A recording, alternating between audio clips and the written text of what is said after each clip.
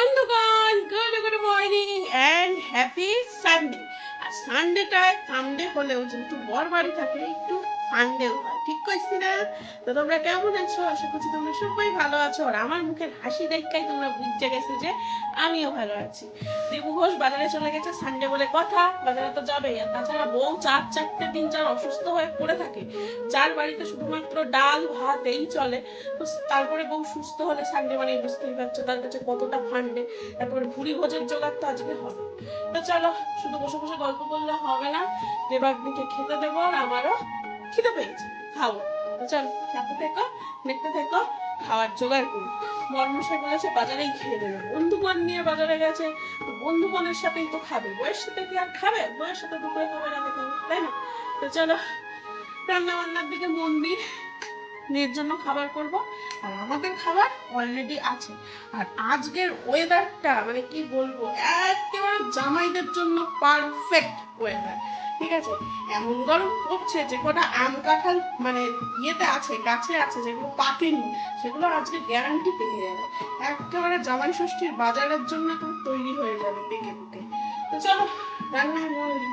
Office করে চলে আসছি। এই রান্নাটা হচ্ছে আমার কাছে কি বলবো ভগবানের আশীর্বাদের মতন, কারণ রান্নাটাও হয় ঝটাপট, আমারও খাটনি করতে হয় না। আর দেবাগ্নির ভীষণ প্রিয়, খেয়েও নেবে একবার টপাটপ, মানে ঝটাপট রান্না টপাটপ খাবে। তো চলো দেবাগ্নিকে খেতে দিয়ে দিই। আর আজকে না আমাকে পুরোপুরি ভয়েস ওভার করেই চলতে হবে, তার কারণ পাশেই একটা অন্নপ্রাশন হচ্ছে, এর জন্য বলিউড ঝাঁকানাকা করে চলছে, তাই পুরোটাই ভয়েস ওভার করে দিতে হবে। তো চলো নিজের খাওয়ার ব্যবস্থাটা করে নিই। এই শুকনো লঙ্কা পুড়িয়ে নিই, দেবুঘোষ নেই, দেবুঘোষের পেছনে আমি এই কুকর্মগুলো করি, কারণ দেখলেই বকবে। শুকনো লঙ্কা পুড়িয়ে আলু সেদ্ধর সঙ্গে বেশ চটকে চটকে মেখে বেশি করে সর্ষের তেল দিয়ে তারপরে খাবো আমি পান্তা ভাত। যতই বমি হোক যাই হোক, 4 দিন তো পড়েছিলাম মাথা ঘোরানো আর হচ্ছে বমি নিয়ে, এবার এখন ভালো হয়ে গেছি, ব্যাস এখন নিজের ইচ্ছা মতন খাবো। এটা আমার কি বলবো, খাসির মাংস মুরগির মাংস যেই মাংসই বলো তার কাছেও হার মানবে আমার কাছে এই আলু সেদ্ধটা। এই আলু সেদ্ধটা আমার ভীষণ ভীষণ ভালো লাগে। তোমরা কি কেউ খাও? যদি কেউ খাও তো আমাকে কমেন্ট করে জানিও। আর আলু সেদ্ধটা দেখেছো কত পরিমাণ মাখিয়েছি, এতটা আলু দেবঘোষের সামনে খাওয়া যাবে না, পেছনে খাই। তো চলো, পান্তা ভাত থেকে জল ছড়িয়ে নিয়েছি, নিয়ে পেঁয়াজ দিয়ে কুটুস কাটুস করে খেয়ে নিই। পেট শান্তি তো সব শান্তি, আর আজকের পেটটা না একটু বেশিই শান্তি হলো। সত্যি বলছি, পান্তা ভাত যে আমার এত কেন ভালো লাগে আমি বুঝতে পারি না ঠিক, খুব ভালো লাগে পান্তা ভাত। আর তার সাথে যদি শুকনো লঙ্কার আলু সেদ্ধ থাকে তা কোনো কথাই নেই। চান্স পেয়ে ডান্স মেরে নিলাম, দেবু ঘোষ নেই, একেবারে শুকনো লঙ্কা দিয়ে আলু সেদ্ধ ঝাঁকানাকা। যাই হোক তাই হোক, আর আজকের ওয়েদারটা বাপরে বাপ, সূর্যি মামা সত্যি খেপে গেছে। একেবারে জামাইদের জন্য পারফেক্ট ওয়েদার। যে কটা আম কাঁঠাল গাছে রয়েছে এখনো পর্যন্ত পাকেনি, ঠিক পেকে যাবে। যা দিচ্ছে গরম বাপরে বাপ, একদম জামাই ষষ্ঠীর জন্য তৈরি হয়ে যাবে। চলো তোমাদের একটা জিনিস দেখাই, সেটা হচ্ছে আজকে আমাদের ছাগল সাজুগুজু করছে, স্নান ধান করছে, অনেক দিন পরেই করছে, তাই না মা? তাও কতদিন হয়ে গেছে? প্রায় 15 দিন হয়ে গেছে। দেখাই কীভাবে সাজুগুজু করছে। কিরে, আজকে বিয়ে বাড়ি যাবি নাকি? এত সাজুগুজু হচ্ছে, হ্যাঁ? একেবারে শ্যাম্পু করে দিচ্ছে। দোকানে যেতে পারলে এই যা যা করে দুধ বলেছি গা ধুয়ে দেবে মাঝে মাঝে।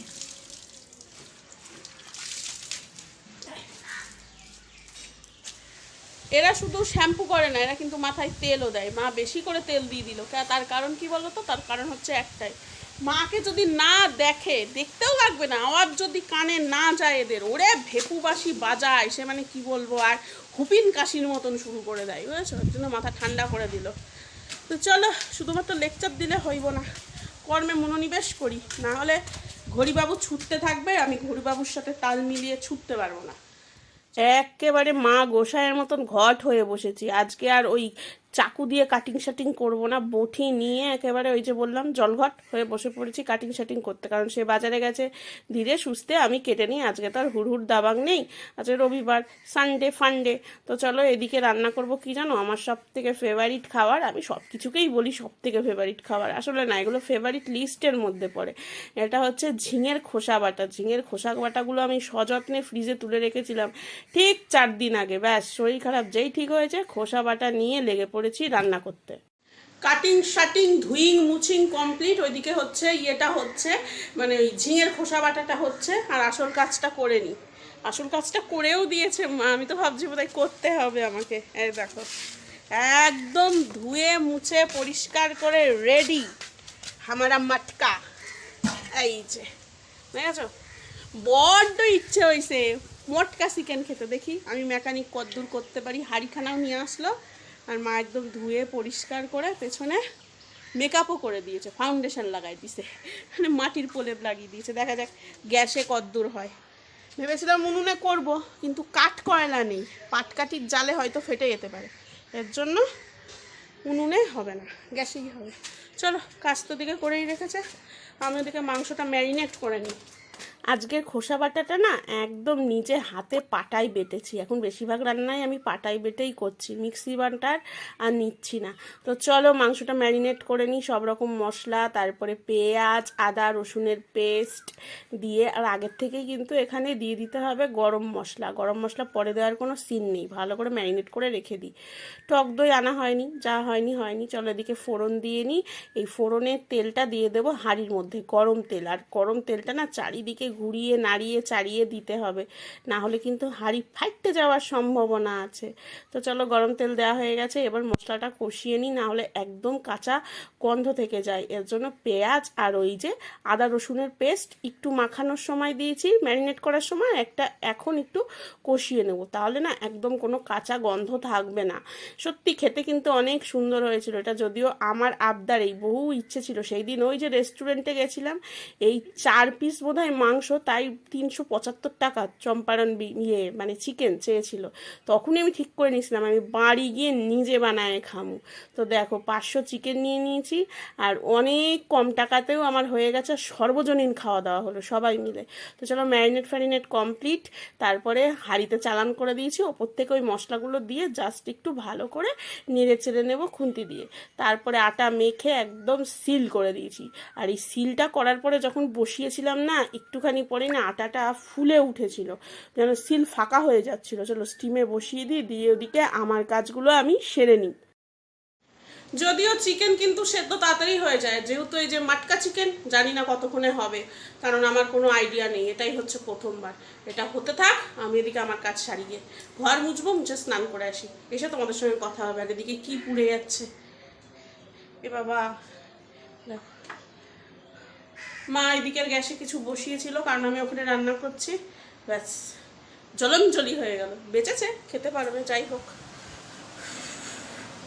স্নান দান কমপ্লিট, মুখ পালিশও কমপ্লিট। এবার চলো দেখি চিকেনটা কদ্দূর হয়েছে। আর এখানেও বয়স মাতার জয় গান গীতে হচ্ছে, কারণ কিছু করার নেই, এখন খুব জোরে একেবারে দেবদা বাজতেছে, বুঝেছো। তো চলো খুলে নিই। একদম দেখেছো আটাগুলো কত ছড়িয়ে গেছে। আরে দেখো চিকেনটা বেশ কালা কালা ভুনা টাইপের চিকেন হয়েছে। একটুখানি হাতা দিয়ে তুলে দেখি, একটু শুকনো শুকনো হয়েছে, কারণ ওতে টক দই দিইনি।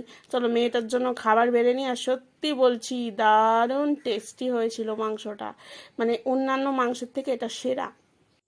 আমাদের দুপুরের খাওয়া খেয়েছি বিকেলে চা খাওয়ার সময়, মানে 5টার সময় আমি আর দেবু ঘোষ ভাত খেলাম, ঠিক আছে। তারপরে যে তোমাদের সামনে আসবো, সেই এনার্জিটা সূর্যি মামা অনেক আগেই চুষে খেয়ে নিয়েছে, সেই এনার্জি আর পাইনি, আর আসতেও পারিনি। আর এখন বাজে রাত্রি 9টার সময় এই যে রাতের খাওয়ার ব্যবস্থা। আমার 0 সাইজ হাঁড়ি, আমার হাত দেখে বুঝতেই পারছো যে আমার হাতের থেকে, মানে কি বলবো, এই 1 মুঠোর মতন হাঁড়ি, শুধুমাত্র মেয়ে আর মেয়ের বাবা খাবে, এতেই হয়ে যাবে। আর এই হচ্ছে আমার কর্ম, যে হাঁড়ি ফাড়ি ধুয়ে মেজে ঘষে পরিষ্কার করে রেখেছি। সত্যি কথা, বিয়ের আগে কত কিছু আবদার করতাম, এটা খাবো ওটা খাবো সেটা খাবো, কত সুন্দর ইজিলি সামনে পেয়েও যেতাম। আর বিয়ের পরে কিছু যদি আবদার করি, সেই জিনিসটা যখন নিজে রেঁধে খেতে হয় না, বাপরে বাপ, কাল ঘাম ছুটে যায়। সত্যি কত কিছু সমস্যার সম্মুখীন হতে হয়। প্রথমবার রান্না করলাম, মনে হয় যে সব কিছু মেখে মুখে বসিয়ে দেওয়া, কিন্তু না, প্রথমবার তো কিরকম মনে হলো যেন অনেক কিছু মানে ঝড় ঝাপটার মধ্যে দিয়ে গেলাম। তারপরে আবার এই হাঁড়ি মাজা, এটা হচ্ছে সবচেয়ে কঠিন কাজ। প্রথমত মনে হচ্ছিল যে আমার হাতটা ঠিকঠাক ঢুকছে না, দ্বিতীয়ত যদি স্লিপ কাটে, যদি ভাঙে, তো একদিনেই হাঁড়ি একেবারে হয়ে গেল, হরিবোল। রেখে দিতে হবে, আরও বারবার খেতে হবে, এটা মাথার মধ্যে আসছিল, যেন সাবধানে হাঁড়িটা মাজার চেষ্টা করছিলাম। আর দ্বিতীয়ত ওটা হাঁড়ির অনেক সময় মাটির পোড়া থাকে না, কালো রঙের দাগ থেকে যায়, পোড়া দাগটা মাটির না রান্না করে পোড়া দাগ এসছে, সেই ব্যাপারে কনফিউজ ছিলাম। সে ঘষেই যাচ্ছি ওঠে না। লাস্টে আবিষ্কার হলো, মা এসে বললো ওটা পোড়া দাগ, ওটা কোনো রকম খাবার জ্বলে গিয়ে দাগ না।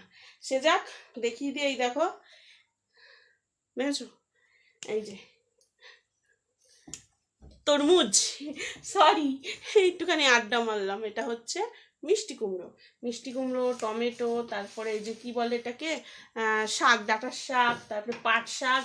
আর এই যে আমি টানতেও পারতেছি না, দাঁড়াও, দেখতে পাচ্ছ কি মেরে, এই দেখো, এবার বুঝতে পারছো, ওটা হাত দিয়েই দেখায়, এই যে পেঁয়াজ সব দিয়ে গেল। এটা হচ্ছে ওটা দাদা দেবুলালের বন্দুক দিয়ে গেল। তো এগুলো এখন গোছাতে হবে। আমি বললাম দাদা একটু ভিডিও করি, একটু দেখাই, আমার বাড়িতে আপনি গিফট নিয়ে আসলেন। থাক থাক থাক থাক থাক, দেখাতে হবে না। মানে কি বলতো, বন্ধু তো একটা না, ওরা অনেকে গ্রুপ আছে বন্ধুর, একটা বন্ধুকে গিফট করলে হবে না, সবাইকে করতে হবে। সেখানে সবার চোখে ধুলো দিয়ে একজনকে দিয়েছে, এই জন্য বললো না না থাক থাক। এই হলো আমার আপডেট। আর আমার পিলে চমকে যাচ্ছে আমার খাটের অবস্থা দেখিয়ে, কি অবস্থা দেখো, নিজেরই লজ্জা করতেছে। তো চলো ব্লগটা আর বাড়াবো না, বিশ্বাস করো মানে ভীষণ গরম লাগছে, ভীষণ গরম, ভালো লাগছে না। এমনিতেই শরীর খারাপ থেকে উঠলাম, কদিন একেবারে বিশ্ব ভূভাণ্ড একেবারে ঘুরতে ছিল, সেটা থেকে একটু রেহাই পেলাম, তারপরে আবার এই গরম। তো আজকের ভিডিওটা বেশি বাড়াচ্ছি না, দেবাগ্নি ওদিকে হাইপে যাচ্ছে, ফ্যান অফ করে রেখেছি, ওর অবস্থা খুব কাহিল, দেখো কি পরিস্থিতি, ফ্যানটা আবার চালাতেই হবে। চলো আজকের ভিডিওটা এটুকুই, ভালো লাগলো একটাই কথা, বেশি তো কিছু না, ছোট্ট একটা লাইক। আর অনেকেই আছো ভিডিও দেখো কিন্তু কোনো কমেন্টস করো না, প্লিজ একটা কমেন্টস করো, তাহলে আমি বুঝতে পারবো যে আমার ভিডিওটা ঠিক কোথায় যাচ্ছে, কাদের কাছে পৌঁছাচ্ছে, আমারও তো মনে একটু জোর আসবে না। আর যারা নতুন আছো প্লিজ আমার সাথে থেকে যেও, তোমাদের সাথ আমার খুব দরকার জানো তো। তো চলো, টাটা।